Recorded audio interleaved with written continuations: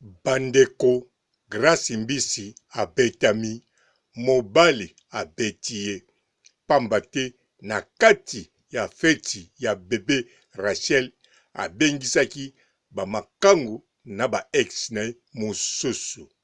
Kobenga abengisaki yango etindaki mwa makambo mike eleka sanke mobulu ezala. Grâce mbisi akontaki na garde corps na ye oyo azalaki kotambola na ye.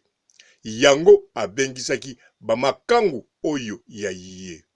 Oyo nga na yebi bazali seti. Oyo nayebi te soki bakokozala combien. Me grâce mbisi aza mutu moko andima bariske na makambo nyonso. Pe azalaki sir lokola amemaki ya ye garde corps. Metala azwi kaka kabamba kata ya likofi lisu na yebite soki eza komona bien to eza komona bien te. Sima pe soki pasuki to liboso to yebite. Me tokoyeba yango sima. Mbote ba papa, ba mama, bandeko. Mbote ba rando na ba randonnette. Mbote batoyo balingaka rando na ba oyo balingaka rando te. Mbote ba jeune garçon na ba jeune fille. Mbote bana mike na ba bebe. Mbote ba Sainte Anuarite, Sainte Thérèse, Sainte Ingrid Kabongo. Bandeko foko yebaki grâce mbisi ye makambo mususu azwakango na aventure. Me lelo oyo akomi na mwana ndenge ye moko alobaka. Me asali anniversaire ya mwana. Ye azako konsiderango anniversaire ya mwana me na kombo kaka. Esengo ya anniversaire na lokumu ya anniversaire atie yango pa na ye. Abengisi benvite nyonso oyo alingi kobengisa. Eza mabe te. Me na kati ya benvite wana abengisi bamakangu na ye oyo ya basaper. Parmi basaper aza na bamakangu. Parmi bakouple mususu ezalaki wana aza pe na makangu. Po grâce mbisi, en tout cas, ba relation na ye ezalaka toujours discrète. Akoko bimana yo na mwa oyo abombi ayeko bimano susu na septembre. Akoko bimano na aneyo ayeko bimano na newana. Donc pa ya grâce mbisi eza une sorte ya mamakangu moko passagère. Alors sikoyo abengisaki bango. Tango abengisaki azalaki sir na ba garde corps oya ye. Pambate asinyaki contrat na agence ya ba garde corps. Yango azwaki garde corps oyo azalaki kotambula na ye. Azalaki kaka moko te, me mususu pe azalaki libanda pe azalaki na contact na bato mususu soko yindi. Alors grâce mbisi azalaki vraiment fier, asalaki oyo esengelaki asala na feti. Me oyo ya ye oyo aza na ye mususu soki pe asilikaki soki azalaki na jalousie. En tout cas na yebite na moma wana ndenge elekaki. Feti esili kosila, feti esili ekomi pona ko regle biloko mususu. Tango bakoma ko regle bisikande grâce mbisi ayaki kozwa surprise ya ku o babetie nelongi. Ezakaka azwaki ku yelongi te, me balingaki babeti yango na libele. Po panzana, me ye akitisaki elongi po protéger libele mabele, yango ezwie na lisu. Na yebite soki na mipanzi ya bakoti na epe eza ya koyinda to ndenge nini. Me wana na kanisa alakisi yango na mbila, pe mbila akotinda ye na hôpital batala bisika azwi baku ya ndenge na ndenge. Oyo aza koloba na bino ke akweyaki boye batindiki ye akwei lokola alataki talon yango lisu evimbi. En tout cas bandeko nanga ezali totalement lokuta. Oya tembe meka kosala neti olati talon zwa atatia beponge moko na se kweya otala soki okobeta lisu. Même soko beti lisu ekovimba ekosala bleu bisika wana te, ekosala mwindu bongo te. En tout cas ekotouche na elongi soko kwei. mais soki etie bongo na lisu eza eloko mosusu te kaka likofi azwaki likofi oyo esali ebongo azwaki to nimakoko me azwaki ndeya wana me azwaki yango kaka na lisu te azwi yango tina mipanzi tina bakwisi na bacoup de sabot. Donc Grace Mbisi abetami babeti ye lokola nyoka te me babeti ye na ndenge ya classe.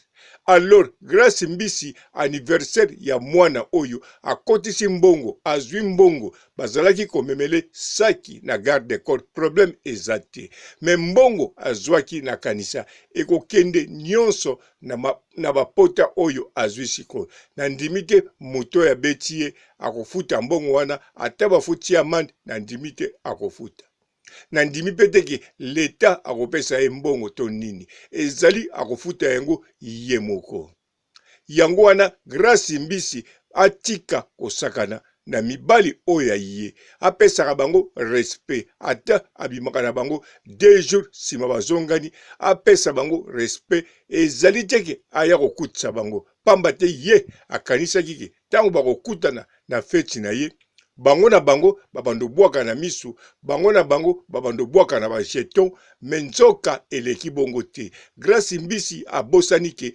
toza na tangu ya maladi moko ezorenie mutu moko te alingi abundela mwasi pamba te akende ko se retrouver bisika moko oyo ayebite soki maladi wana bazo protejango ndenge nini pamba te mutu moko te aza na posa alala bisika ya sirte na kanisa ndenge boza wana bandeko mingi bozo kende susu kolala bisika mosusu te boza kolala kaka na bandako na bino boza même pas ko visiter batu to kokende na bandako ya batu koumela na ndimite boza kosala yango bongo sikoyo nani akondima akende kolala na boloko likolo ya mwasi moko oyo abimaka kaka na moto moko te azwile mbanda mena feti wana abengisi plus de 7 ex na ye en tout cas ata ex yango azalaka jaloux na ndimite bakobunda entre bango na bango mibali po soki obundi na moko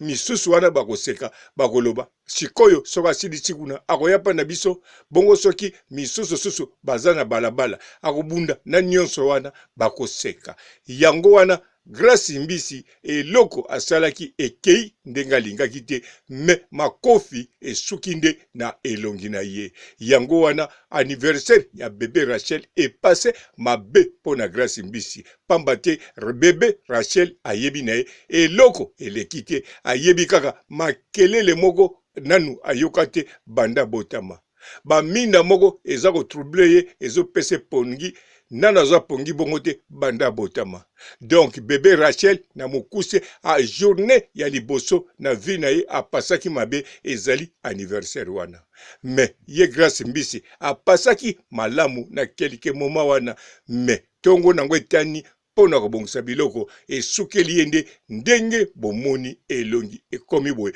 pe azwi likofi oyo esengelaki azwa te plan asalaki pona mibali esukeli ye boye mbongo na yebi te soki penza azwi ebele me azwaki kama mbongo na ye yango wana Grace Mbisi bisiko za bonne guérison na yebi likambo na kokoloba na yo te ata osali nyonso me si bamoni eloko eleki ata okosi basi bamoni eloko eleki medaille wana olati oyo eza lokolanga sambela kaka basanta na ngai Santu Anuarit Sainte Teresa Sainte Ingrid Kabongo na kanisa bakozala na yo elongo na sokisi awa botikala malamu ciao.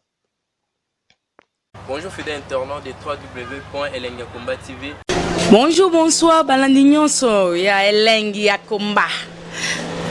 Congolaise TV.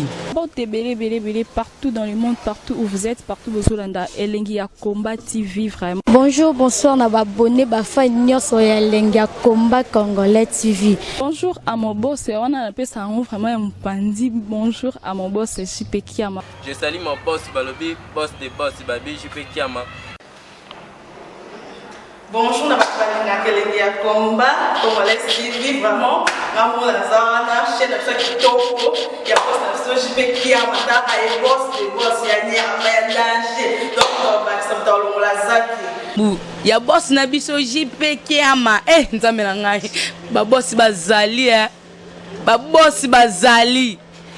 JP Kiama, le boss des boss. Napesi d'abord bonjour te ba mbote belé na mo boss JP Kiama wana na kozangisa ote donc na ko lekate sana napesa mo boss JP Kiama boss des boss. Mbote belé partout dans le monde, partout où vous êtes, partout où vous êtes, Elengi ya Komba TV vraiment. Bonjour, bonsoir na ba abonné ba fan nyonso ya Elengi ya Komba Congolais TV. Bonjour à mon boss, on a appelé ça vraiment un pandi. Bonjour à mon boss JP Kiama. Je salue mon boss Balobi, boss des boss Babi JP Kiama. Bonjour, na balinga Elengi ya Komba Congolais TV vraiment. Ngamo na zana chaîne na chaque toko ya boss na JP Kiama ta ay boss des boss ya nyama ya danger. Donc ba samtalo Lazaki. Ya boss na biso JP Kiama. Nzambe na ngai.